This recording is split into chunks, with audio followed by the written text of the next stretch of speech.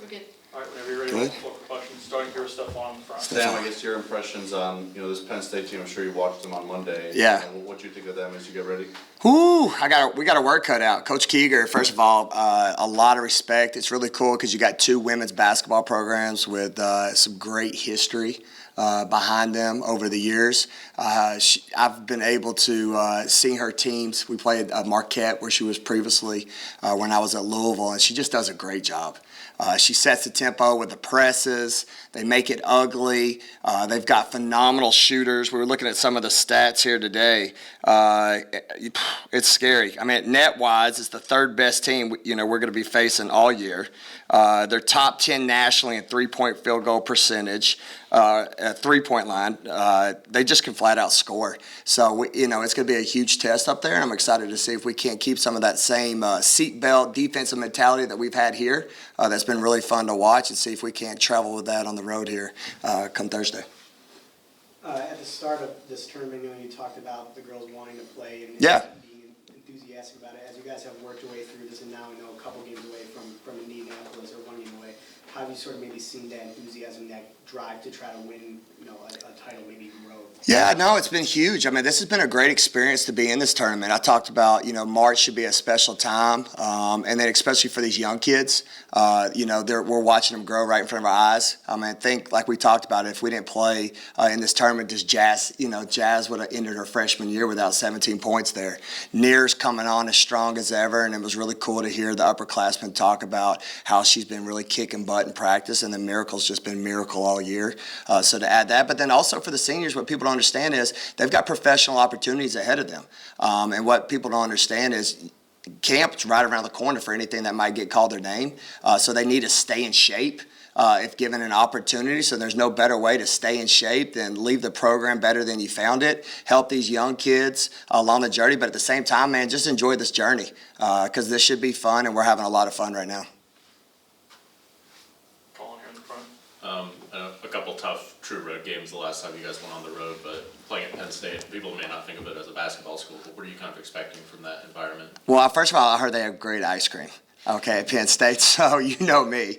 I want to see who has the battle of ice creams here. All right, obviously I've eaten on campus with our dairy ice cream facility down the street, so I'm gonna go check that out. But what was the question though? I'm sorry, I got caught side talking about ice cream. In terms of addressing it as a true road game, yeah. What are you expecting in terms of environment? Oh, crazy. Yeah, because that's the hard thing about this tournament. It's just like the NCAA tournament where home court advantage right now is a big factor. I watched them against Belmont. There's no doubt Belmont played really well, but then, there's something about playing at home and playing for 4 quarters that you could see they were just a stronger team. So we've got our work cut out up there. So just kind of following up on that, if you don't mind. That format's kind of unique to women's basketball tournament that's set up. What are your thoughts on that? Well, I think you're seeing a lot of news across the country right now, right? You got, I've seen some stuff that's, heartbreaking with teams that are having to go and they're not in a certain radius. I think I just heard last night the one in Gonzaga that was, help me out.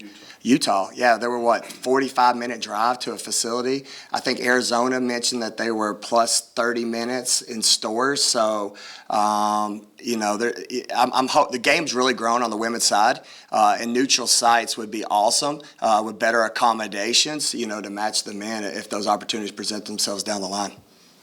Check here in the back. We saw Jazz and Junior maybe play a little bit more in the Georgia Tech game than TCU game. I guess how do you kind of balance, just getting them that big game experience for next year with, just going out and trying to win this tournament? Yeah, so obviously ideal situation would be like Georgia Tech game, where everybody played around 20 minutes. I actually apologize to Jazz because Jazz earned more minutes, but it was just a funny game because in these NCAA tournaments, timeouts are longer. So there's a bigger rest period, so it kind of messes up the substitution patterns. And then at one point in that TCU game, Jerk was 5 for 11. So she had the hot hand where we struggled in that third quarter, so it kind of messed up. But whether it's 4, 5, 7, or 20, that's what I love about my team. Jazz said the coolest thing to me when I told her, look, you deserve more minutes, and I apologize not for getting this. She was like, Coach, I just want to win. So that's the biggest thing you want to hear as a head coach is that when your players are dialed in for the right things, that experience that we're talking about earlier is just as valuable as actually playing minutes. So I'm excited where we're at.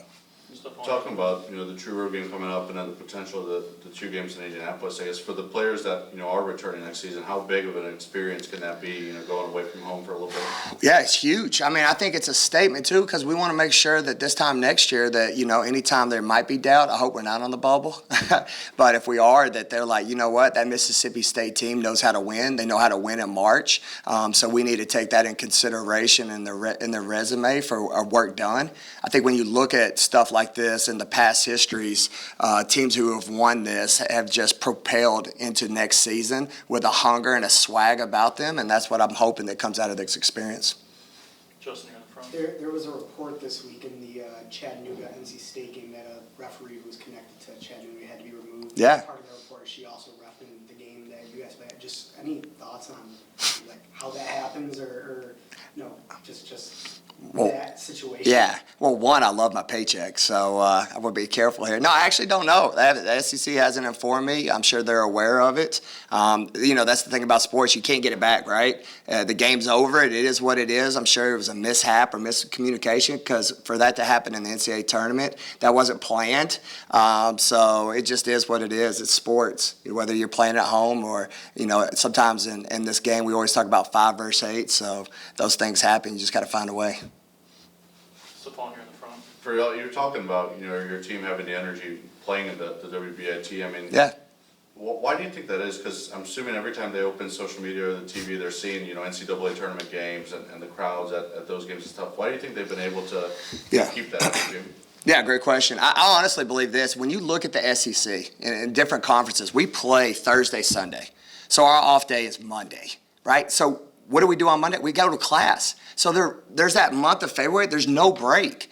And I'm telling you, for us to, which we didn't want to, lose in the SEC tournament, but I gave them 4 days off. We were in spring break. So they got to catch their breath. They got to be normal people. And that's why I think you see an energized bunch right now where they feel refreshed, but they're also a little pissed off too.